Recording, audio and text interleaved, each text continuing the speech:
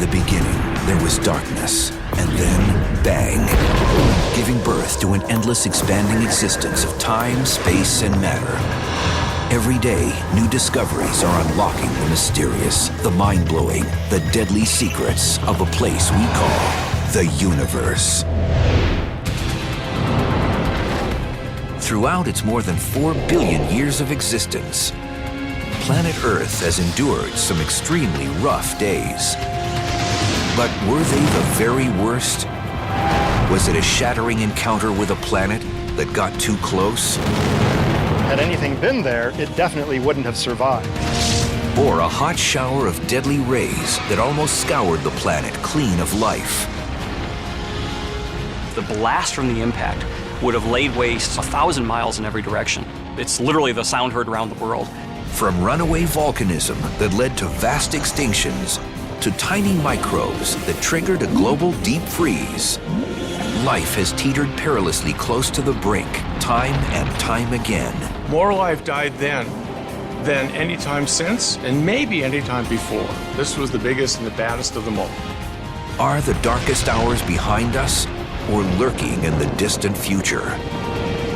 Take cover as we count down the 7 worst days on planet Earth.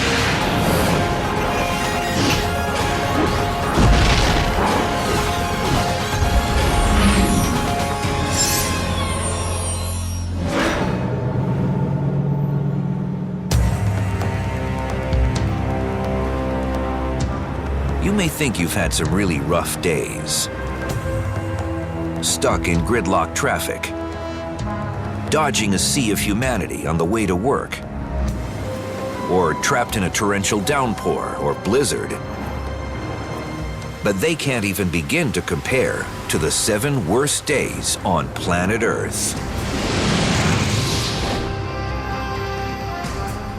Throughout its history, Earth has experienced some really bad days. Days that have killed off life, created life, restructured the planet as a whole. All of this together has formed the Earth that we live on today. But during those really bad days, we certainly wouldn't want to be here. From our point of view, Earth has been through some pretty rough days. Catastrophic impacts that have really changed the face of the planet and changed the makeup of the flora and fauna, the animals and plants on the planet. One of Earth's worst days came early in its history, when an uninvited guest barged into our neighborhood and threatened to destroy the planet before life had a chance to blossom. Blasting in as the 7th worst day on Earth, the Theia impact.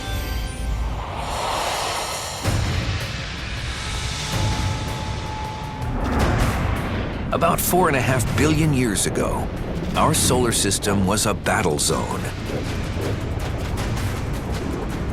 Giant boulders collided and coalesced to form planets. Infant Earth took hit after searing hit. If we could somehow magically transport ourselves back in time to be on the early Earth, it'd be very interesting, I think, to watch one of these large impact events. The surface of the Earth itself was probably heated to a near molten state. The atmosphere would be very dusty, it would be very hot. So it would be a very alien world to us, one that we actually couldn't survive on just standing like we are here today. Pounded by incoming rocks, Earth slowly grew to nearly its present size, developing a solid crust, a thick mantle, an iron core, and a hot, stormy atmosphere. Some speculate that life may have taken a tenuous hold, but then, disaster. A neighboring planet named Theia had been edging into Earth's orbital path. The intrusion ended in the most disastrous way imaginable. A collision of worlds. It was a very violent event. You can imagine something the mass of Mars, about 10% the mass of the Earth, whacking in from space and blowing all this material in. Whatever was on the Earth at that time was radically changed by this event. When a Mars-sized object whacked into the Earth, that was a bad day on Earth. Had anything been there, it definitely wouldn't have survived. It took hours for the full scope of the catastrophe to unfold. As the cores of the two planets melded, Earth's atmosphere was blasted into space. Its crust liquefied at over 2,000 degrees Fahrenheit. And vast portions of both Earth's and Thea's mantles were ejected into orbit. It's not at all like what you see in the movies.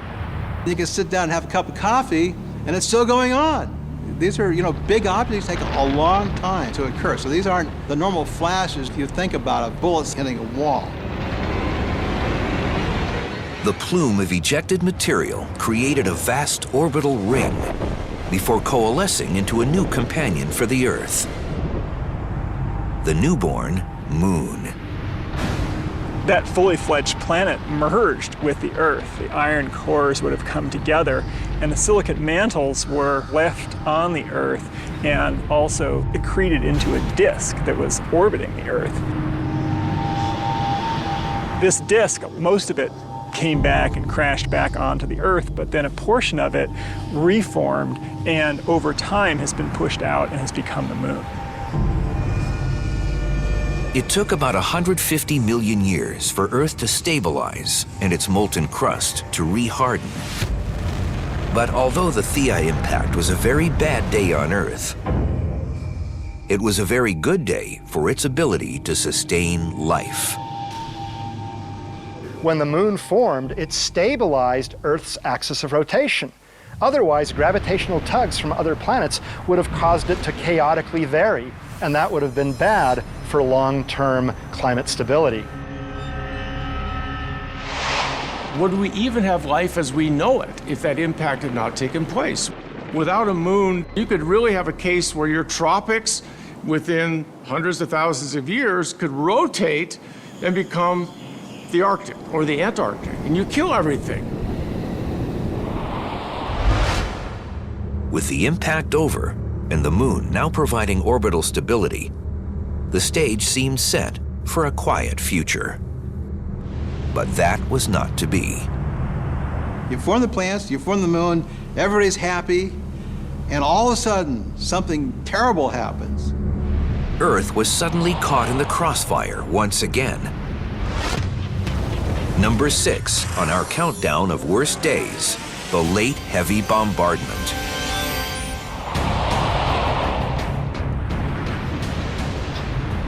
Approximately 150 million years after the Theia impact, the Earth's crust cooled. Some speculate that early oceans and even life may have evolved.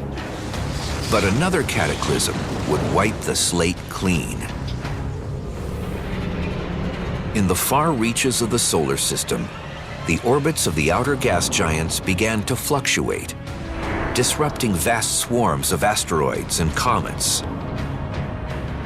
Trillions broke loose from their orbits and plunged inward toward the rocky planets, launching an era of fiery destruction known as the late heavy bombardment. We know asteroids the size of Texas hit the Earth. Any impactor that big causes the entire ocean to go away. We sterilize the Earth over and over and over. So the inference we have is that life evolved over and over and over just to be snuffed out again by these large impacts. The relentless bombardment gouged out craters thousands of miles wide, and the hits just kept coming for at least 200 million years. Today, billions of years of erosion and shifting plate tectonics have erased any trace of the cataclysm from the Earth's surface.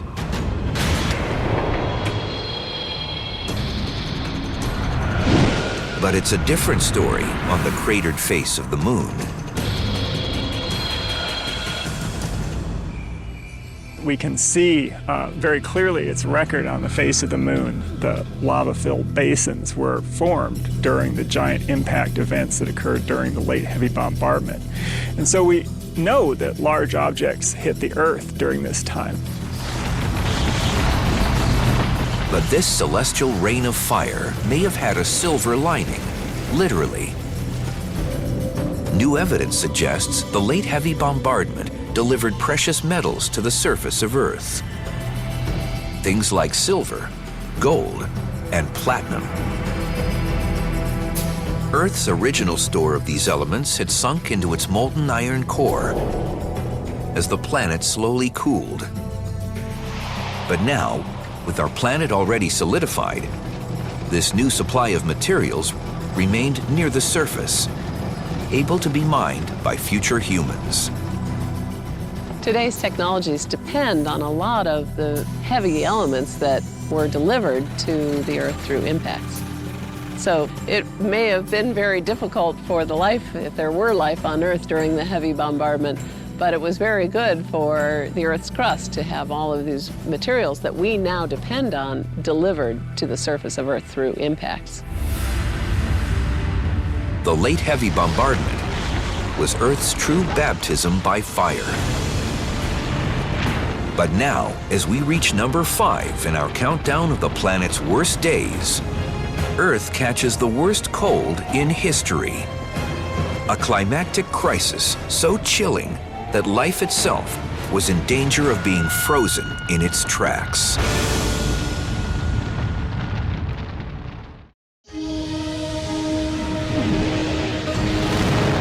Both the Theia impact and the late heavy bombardment turned Earth into an inferno. But now, as we continue our countdown of the 7 worst days on Earth, we skate forward in time to a catastrophe not of fire, but of all-encompassing ice. Number 5 on our countdown, the frozen cataclysm known as Snowball Earth.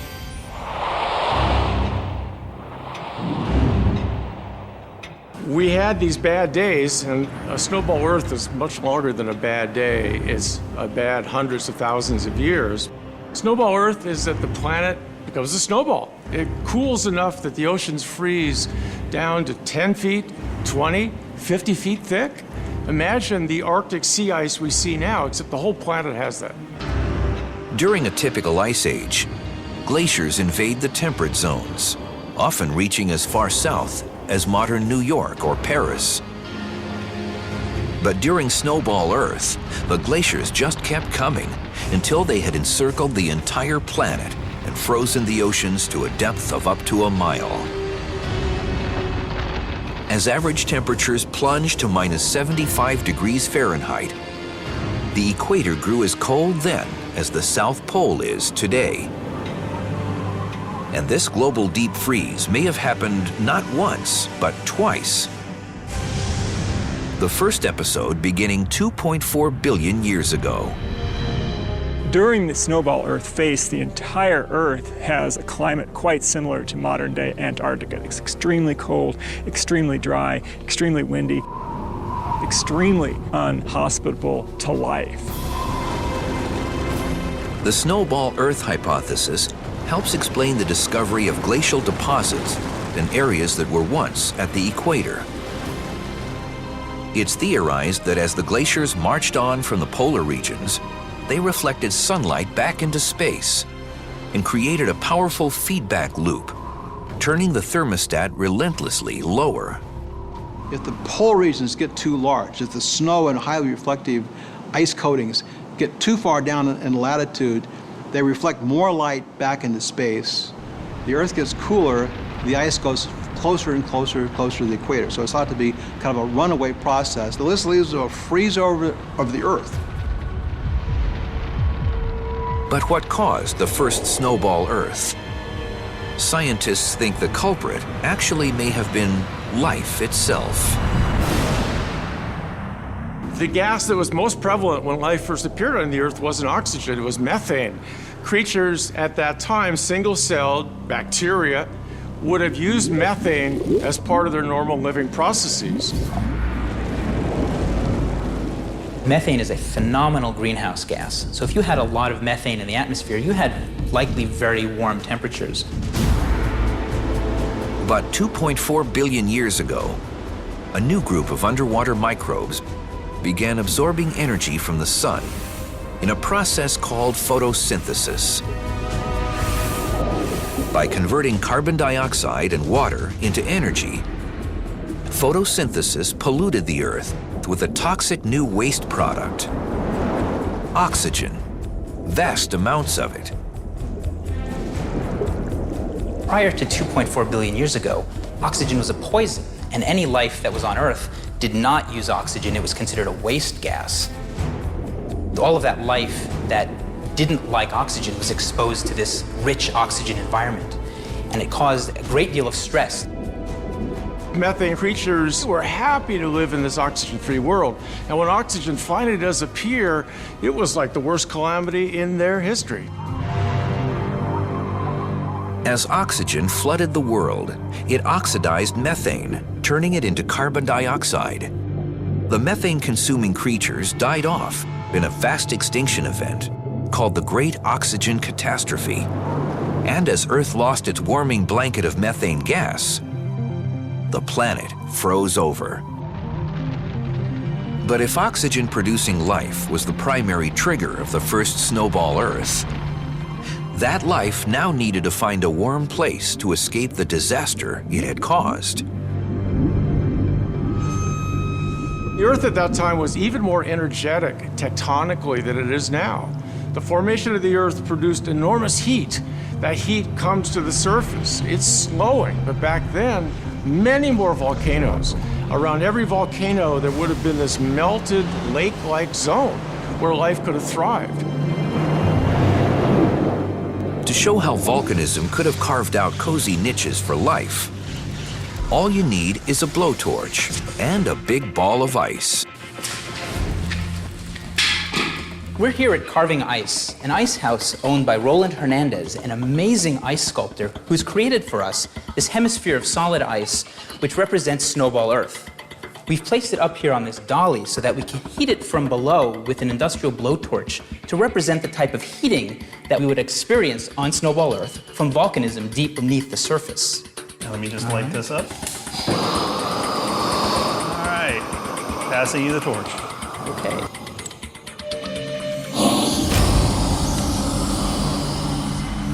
Scientists suspect that the extreme heat pressure generated by volcanism beneath the Earth's surface would have created cracks in the ice for life to take refuge.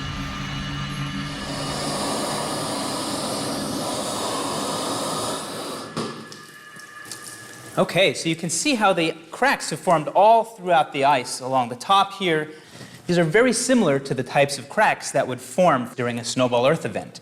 It's in these cracks where you can get the mixture of a little bit of liquid, a little bit of heat, a little bit of chemistry. In other words, the perfect ingredients for generating an environment where life can take root and even thrive.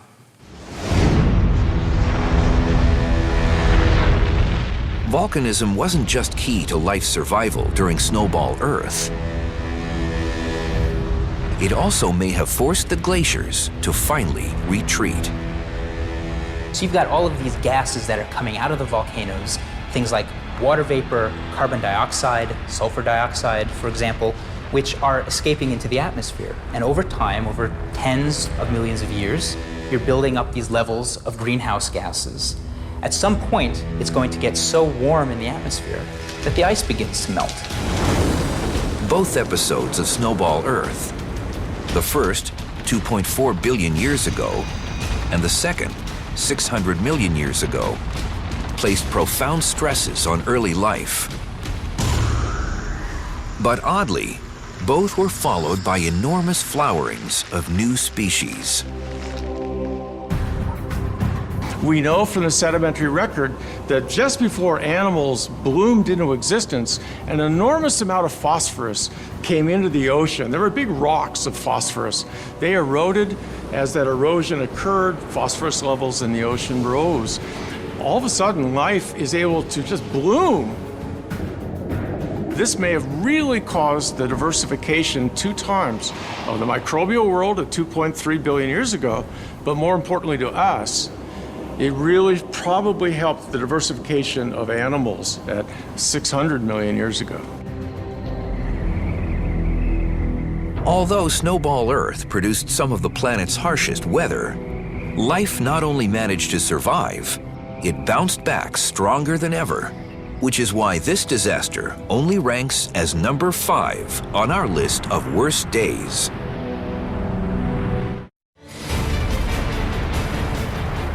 So far, on our countdown of the 7 worst days on Earth, we've seen our planet battered during the moon-forming impact, baked by the late heavy bombardment,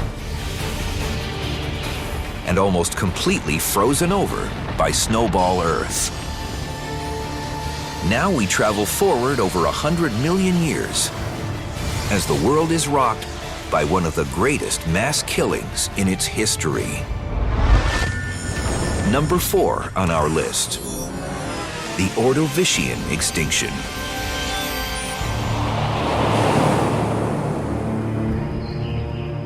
In the billions of years of life on Earth, 99% of all species that ever lived have ultimately vanished, mostly due to 5 mass extinction events. The first was during the Ordovician period, 450 million years ago. The mass extinction during the Ordovician is the most mysterious of the so-called Big Five, simply because it was the one that was the oldest. Everyone after that was closer to us in time, and the further back in time you go, the more fuzzy our scientific view of the past is. During the Ordovician period, the globe was covered with 3 major oceans and 4 supercontinents. The land was still barren, but the oceans teemed with life, including brilliant corals and the planet's first fish. Then, a mysterious cataclysm swept the seas, and 60% of life on Earth vanished. There's a couple of possibilities. Number 1, it got cold again. So why would it have gotten cold? Well, it could have been that plate tectonics moved all of the formerly warm continents down to the polar regions, and that dropped the temperature of everything. For years, scientists blamed the Ordovician extinction on a devastating ice age. But now some researchers propose that the mass killer could have been something from the cosmos, like a gamma ray burst, the biggest blast in the universe. A gamma ray burst is a colossal explosion of a star that occurs asymmetrically. There are 2 oppositely directed beams of very energetic, high-speed particles and radiation that go zipping through space, kind of like a laser beam. If that beam is aimed right at Earth, it can cause significant damage here. A large burst would vaporize 1/3 of the planet's protective ozone layer, and creatures on the side of the Earth facing the onslaught would suffer lethal radiation exposure. The destructive energy of a gamma ray burst can be demonstrated here on Earth. Here's our globe representing the Earth at the end of the Ordovician period, a time when one group of scientists thinks that a gamma ray burst may have triggered a mass extinction. The paper represents the Earth's ozone layer, and the gamma ray burst is represented by this propane torch.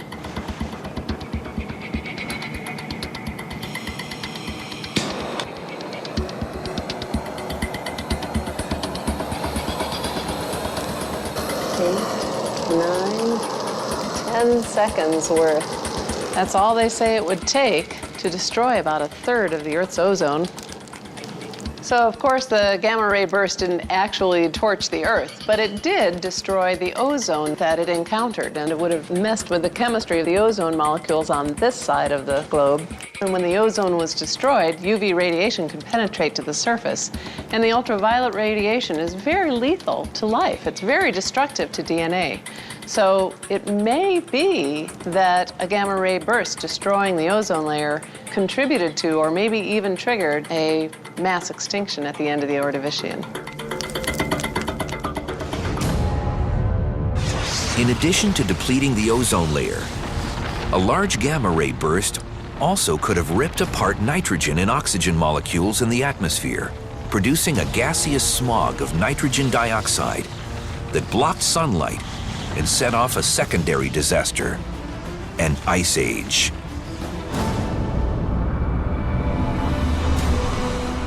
It's not clear whether that could have been caused by a gamma ray burst, but at least part of the Ordovician extinction seems to have been marked by a huge decrease in the number of surface-dwelling creatures, like on the Earth's surface or in the surface layers of the ocean.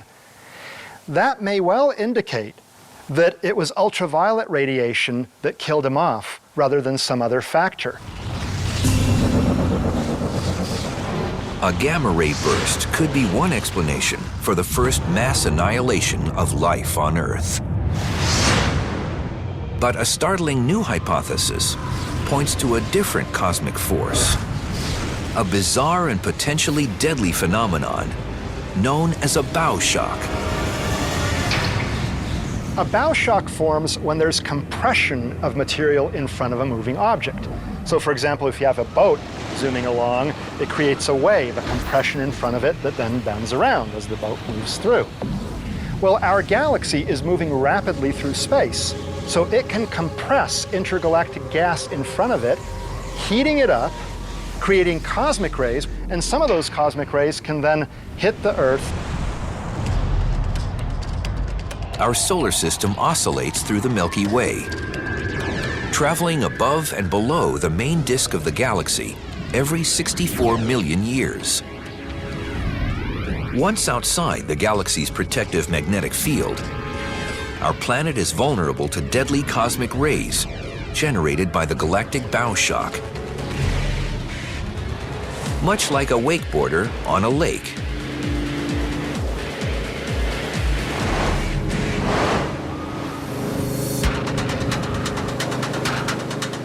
Wakeboarding would be a reasonable example of a bow shock in space.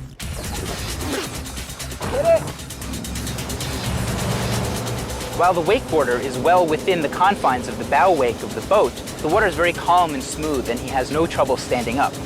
But during those periods when he moves out towards the edge of the wake, the water becomes a bit more turbulent and a bit more chaotic, and he has trouble standing up.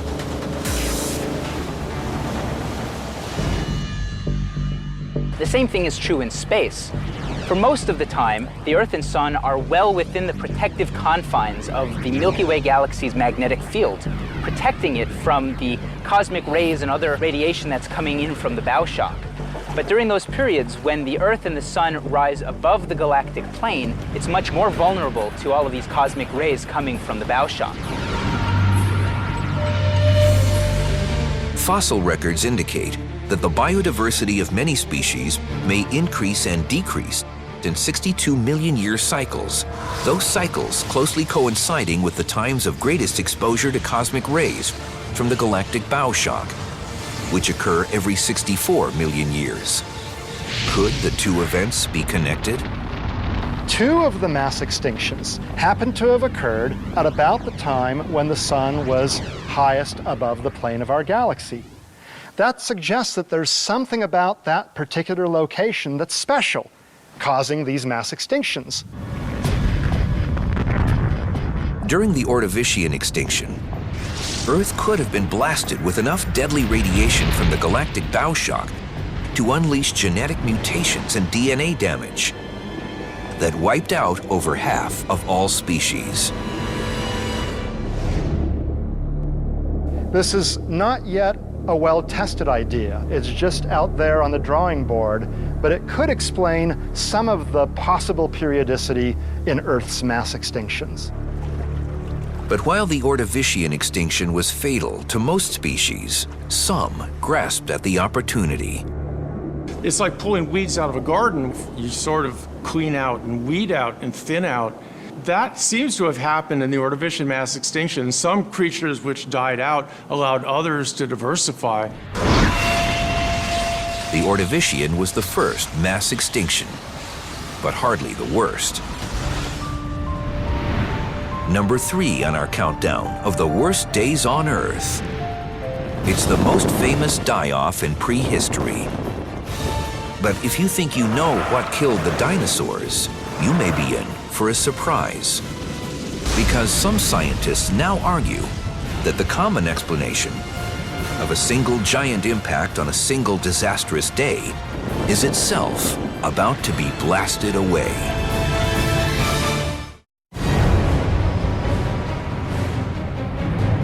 In our countdown to the very worst day on Earth, no catastrophe has been the subject of more public fascination and sensational headlines than the bombardment that ultimately cleared the path for mankind.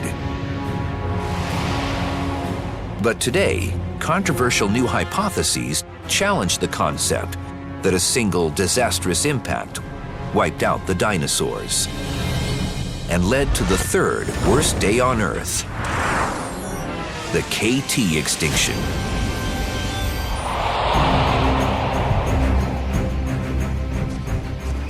$65 million years ago, we would have seen a world something like Africa in terms of the number of animals out there. But instead of big mammals, we have big dinosaurs. Herds of triceratops, herds of duck-billed dinosaurs, small to big predators, the largest being T-Rex. Dinosaurs ruled the prehistoric world for almost 200 million years. Then something took out 2/3 of all living creatures, including the giant beasts. After years of searching for clues, most experts now agree that a single cataclysm doomed the dinosaurs. The evidence for an impact of a 6-mile-wide asteroid 65 million years ago is about as good as anything gets in science.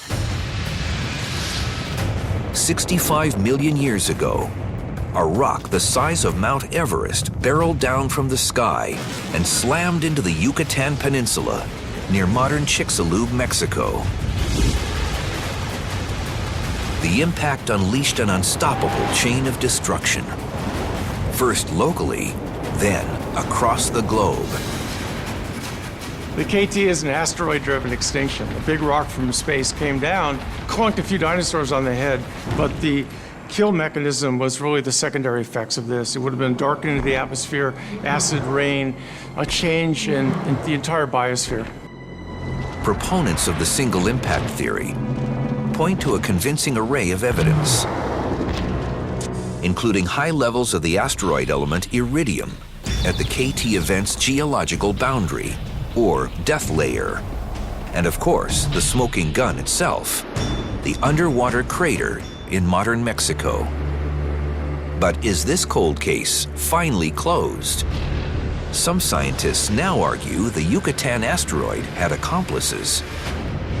There seem to be various causes that can trigger these, and in some cases, several causes come together in sort of a confluence of bad circumstances to provide a particularly damaging extinction event. Millions of years before the KT extinction, vast lava flows had been pouring out of the Deccan Traps, a series of lava beds now located in southwest India. These flood basalts once spewed out enough magma to cover 1 million square miles and belched up a toxic brew of gases that could have altered the climate around the world. That period of eruption is pretty coincident with the extinction 65 million years ago as well. In fact, they were going on for millions of years before the KT impact and before the extinctions. And so perhaps could be a complicating factor. In this scenario, the dinosaurs received a double knockout blow. First, the rampant volcanism of the Deccan Traps, then the Yucatan impact.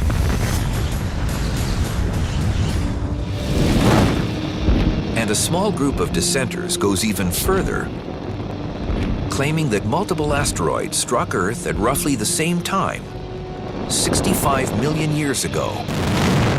According to them, the Yucatan impact wasn't the largest, only the best documented. Some people think that there may have been multiple impacts, a shower of impacts, for example. Perhaps they came from a single object that broke apart. Supporters of this hypothesis point to a suspicious geologic feature, a 370-mile basin off the coast of India, more than 3 times larger than the Yucatan impact site. But controversy swirls around this so-called Shiva crater, named after the Hindu god of destruction, including whether it's even a crater at all. While this feature certainly looks circular and looks crater-like, there's no other evidence that it's an actual impact structure. For some, the dinosaur die-off debate rages on. But most scientists agree the apocalyptic event was a very fortunate day for small mammals that were no longer dinner for T-Rex. Had it not been for the KT impact and the volcanism that was also at the time of the extinction of the dinosaurs, the mammals probably wouldn't have risen to the prominence that they did. And thank heaven for the rise of mammals, because that led to the rise of humans. The KT extinction raises a sobering question. Could humans one day go the way of the dinosaurs? That's what viewer Tom Moore from Adrian, Michigan wanted to ask the universe. Will Earth be struck again by a KT-sized asteroid? Well, Tom, Earth could definitely be hit by another KT-sized comet or asteroid. They're out there. The good news is we're tracking the positions of most of the big ones. So if we ever find one with Earth's name written on it, hopefully we'll be able to deflect it before it reaches Earth. The KT event toppled T-Rex, but it only ranks as number 3 on our countdown of worst days on Earth. Number 2 was the mother of all extinctions, the greatest die-off that life on Earth has ever suffered. It's also been one of the biggest unsolved mysteries in science until now.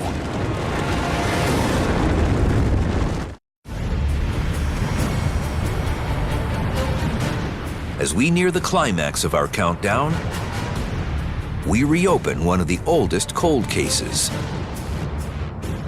An unsolved murder mystery that happened 250 million years ago. Almost 200 million years before the downfall of the dinosaurs. The second worst day witnessed the greatest mass extinction in the planet's history.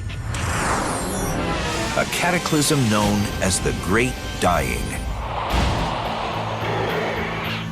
During the Permian period, Earth was a wondrous world of mammal-like reptiles and exotic sea creatures. Then, 90% of all life disappeared from the planet. This was a bad few 100,000 years on planet Earth, but it was certainly the most catastrophic. More life died then than any time since, and maybe any time before. This was the biggest and the baddest of them all.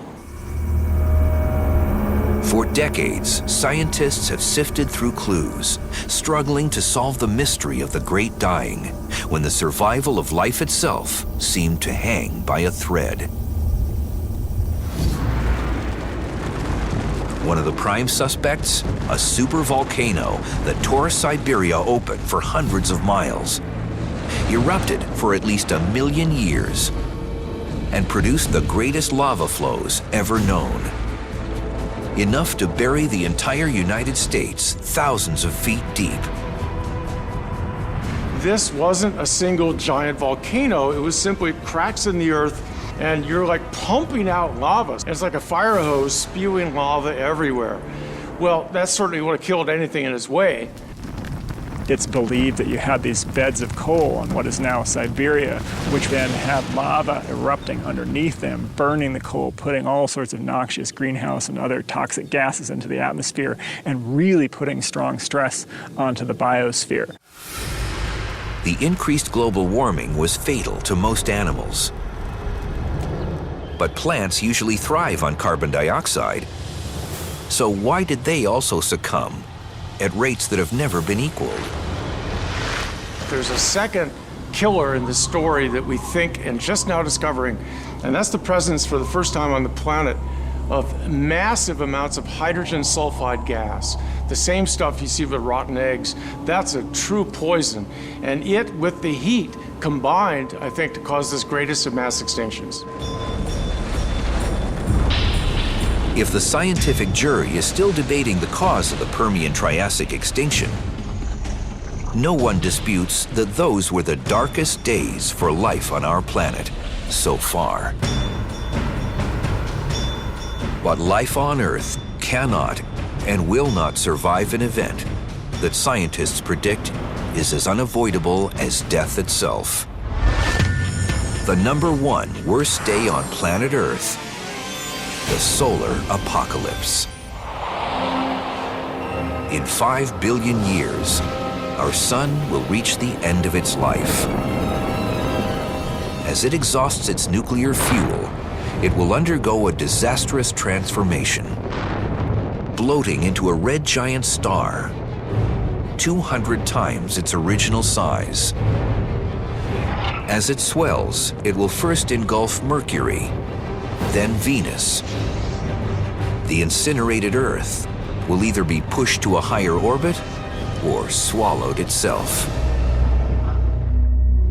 The good news?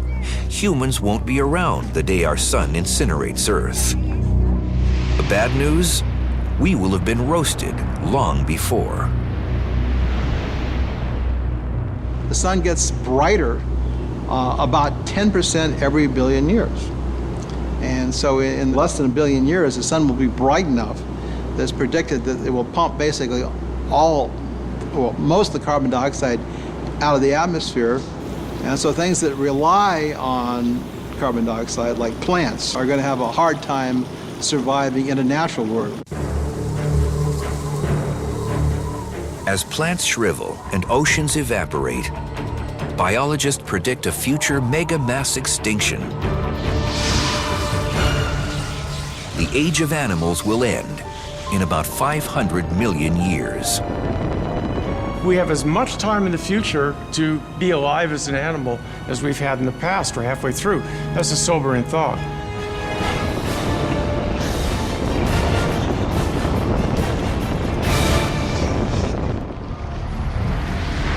We've seen Earth smacked by the giant moon-forming impact, strafed and sterilized during the late heavy bombardment, then frozen into a giant snowball. A cosmic force ravaged an ancient water world during the first mass extinction, followed by a near-total extinction during the Great Dying and the spectacular fall of the dinosaurs.